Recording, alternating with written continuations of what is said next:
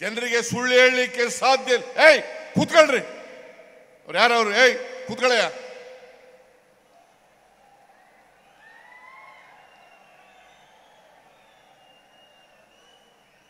ಏಯ್ ಪೇಟ ಕೂತ್ಕೋ.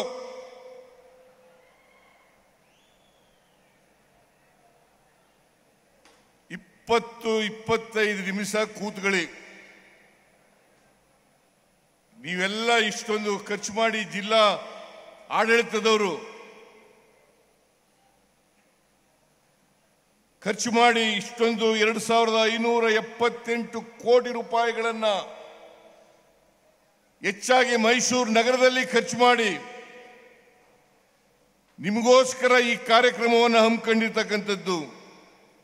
ನಿಮ್ಮ ಮುಂದೆ ಇಡಬೇಕು. ನಮ್ಮ ಸರ್ಕಾರ ಅಧಿಕಾರಕ್ಕೆ ಬಂದು 2 ವರ್ಷ 1 ತಿಂಗಳಾಯ್ತು. ಈ 2 ವರ್ಷದಲ್ಲಿ ನಾವೇನೇನು ಮಾಡಿದ್ದೀವಿ ಅನ್ನೋದನ್ನ ಜನರ ಮುಂದೆ ಇಡಬೇಕು. ಜನ ಅರ್ಥ ಮಾಡ್ಕೋಬೇಕು. ಅದಕ್ಕೋಸ್ಕರವಾಗಿ ಈ ಕಾರ್ಯಕ್ರಮವನ್ನು ಮಾಡಿರ್ತಕ್ಕಂಥದ್ದು. ಭಾರತೀಯ ಜನತಾ ಪಕ್ಷದವರು ಜೆಡಿಎಸ್ನವರು ಹೇಳ್ತಾರೆ, ಸಿದ್ದರಾಮಯ್ಯನವರ ಶಕ್ತಿ ಪ್ರದರ್ಶನ. ಸಿದ್ದರಾಮಯ್ಯನವರ ಶಕ್ತಿ ಪ್ರದರ್ಶನವನ್ನು ಮಾಡಲಿಕ್ಕೋಸ್ಕರ ಈ ಕಾರ್ಯಕ್ರಮವನ್ನು ಮಾಡಿದ್ದಾರೆ. ಇದು ಶಕ್ತಿ ಪ್ರದರ್ಶನವಲ್ಲ, ಅಭಿವೃದ್ಧಿಯ ಶಕ್ತಿಯನ್ನು ನಿಮ್ಮ ಮುಂದೆ ಇಡ್ಲಿಕ್ಕೋಸ್ಕರವಾಗಿ ನಾವು ಮಾಡಿರ್ತಕ್ಕಂಥ ಕಾರ್ಯಕ್ರಮ ಅಂತಕ್ಕಂಥದ್ದನ್ನು ಹೇಳಲಿಕ್ಕೆ ಬಯಸ್ತಾ ಇದ್ದೇನೆ. ಮತ್ಸರ ಇರಬೇಕು, ಆದರೆ ಈ ಮಟ್ಟದಲ್ಲಿ ಮತ್ಸರ ಇರಬಾರದು. ಬಿಜೆಪಿಯವರು ಜೆಡಿಎಸ್ನವರು ಇದಾರಲ್ಲ, ಅವರು ಸಹಿಸ್ಕೊಳ್ಳಕ್ಕಾಗಲ್ಲ. ಅವರು ಸಹಿಸ್ಕೊಳ್ಳಕ್ಕಾಗದೇನೆ ಸುಳ್ಳುಗಳನ್ನ ಹೇಳಿ ಜನರನ್ನ ದಾರಿ ತಪ್ಪಿಸ್ತಕ್ಕಂಥ ಕೆಲಸವನ್ನ ಮಾಡ್ತಾ ಇದ್ದಾರೆ. ನಾನು ಹೇಳ್ತೀನಿ, ನೀವು 5 ವರ್ಷ ಅಧಿಕಾರದಲ್ಲಿದ್ರಿ. ಹಿಂದೆ 2008ರಿಂದ 13ರವರೆಗೆ ಅಧಿಕಾರದಲ್ಲಿದ್ರಿ. ಆಮೇಲೆ 2019ರಿಂದ 23ರವರೆಗೂ ಅಧಿಕಾರದಲ್ಲಿದ್ರಿ. ನೀವು ಮೈಸೂರು ನಗರಕ್ಕೆ ಏನು ಮಾಡಿದ್ರಿ? ನಮ್ಮ ಡಿ.ಕೆ. ಶಿವಕುಮಾರ್ ಹೇಳ್ತಾ ಇರ್ತಾರೆ, ಸಾಕ್ಷಿ ಗುಡ್ಡ ಬಿಟ್ಟೋಗಿದ್ದೀರಾ. ಏನ್ ಸಾಕ್ಷಿ ಗುಡ್ಡ ಬಿಟ್ಟೋಗಿದ್ದೀರಪ್ಪ ನೀವು?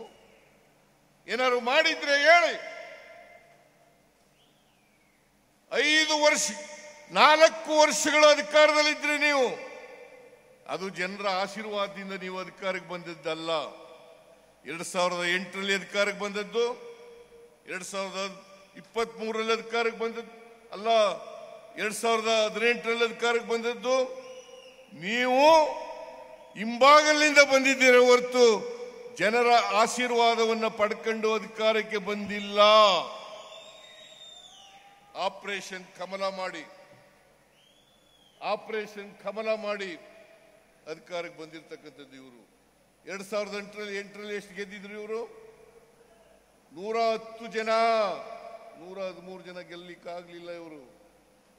2018ರಲ್ಲಿ ಇವರು ಗೆದ್ದದ್ದು ಎಷ್ಟು? 104 ಜನ, 113 ಜನ ಗೆಲ್ಲಿಲ್ಲ ಭಾರತೀಯ ಜನತಾ ಪಕ್ಷದವರು. ಇನ್ನು ಜೆಡಿಎಸ್ನವರು ಬಿಡಿ, ಅವರು ಪ್ರತಿ ಸಾರಿನೂ ಕೂಡ ಕಡಿಮೆ ಆಗ್ತಾ ಬರ್ತಾ ಇದ್ದಾರೆ. 5 ವರ್ಷಕ್ಕೆ ಕಡಿಮೆ ಆಗ್ತಾ ಬರ್ತಾ ಇದ್ದಾರೆ. ಕಳೆದ ಬಾರಿ ಗೆದ್ದಿದ್ದದ್ದು 18. ನಾನು ಜನತಾದಳ ಎಸ್ನ ಅಧ್ಯಕ್ಷನಾಗಿದ್ದಾಗ ಒಟ್ಟು ಗೆದ್ದಿದ್ದಂಥ ಸ್ಥಾನಗಳು 59. ಈಗ ಎಷ್ಟಪ್ಪ ದೇವೇಗೌಡ್ರೆ, ಕುಮಾರಸ್ವಾಮಿ ಎಷ್ಟು ಗೆದ್ದಿದ್ದೀರಿ? ಈಗ ನೀವು ಗೆದ್ದಿರೋದು 18 ಸ್ಥಾನಗಳನ್ನು ಮಾತ್ರ. ನೀವು ಯಾವ ಕಾರಣಕ್ಕೂ ಕೂಡ ಕರ್ನಾಟಕದಲ್ಲಿ ಮತ್ತೆ ಅಧಿಕಾರಕ್ಕೆ ಬರಲಿಕ್ಕೆ ಸಾಧ್ಯ ಇಲ್ಲ. ನಿಮ್ಮ ಸ್ವಂತ ಶಕ್ತಿ ಮೇಲಂತೂ ಬರಲಿಕ್ಕೆ ಸಾಧ್ಯ ಇಲ್ಲ. ಈಗ ನೀವು ಯಾವಾಗ ವೀಕ್ ಆಗಲಿಕ್ಕೆ ಶುರು ಮಾಡಿದ್ರಿ, MLAಗಳು ನಿಮ್ಮನ್ನೆಲ್ಲ ಕೈ ಬಿಡಲಿಕ್ಕೆ ಪ್ರಾರಂಭ ಮಾಡಿದ್ರು, ಜನ ನಿಮ್ಮನ್ನ ಕೈ ಬಿಡಲಿಕ್ಕೆ ಪ್ರಾರಂಭ ಮಾಡಿದ್ರು, ಬಿಜೆಪಿಯವ್ರ ಜೊತೆ ಸೇರ್ಕೊಂಡಿದ್ದೀರಿ. ಬಿಜೆಪಿಯವ್ರ ಜೊತೆ ಸೇರ್ಕೊಂಡಿದ್ದಾರೆ. ಕಳೆದ ಲೋಕಸಭಾ ಚುನಾವಣೆಯಲ್ಲಿ ಎಷ್ಟು ಗೆದ್ರು ಅವರು? 2 ಸ್ಥಾನಗಳನ್ನು ಮಾತ್ರ 17 ಸ್ಥಾನಗಳನ್ನು ಬಿಜೆಪಿ ಗೆದ್ರು. 17 ಸ್ಥಾನಗಳನ್ನು ಬಿಜೆಪಿ ಗೆದ್ರು.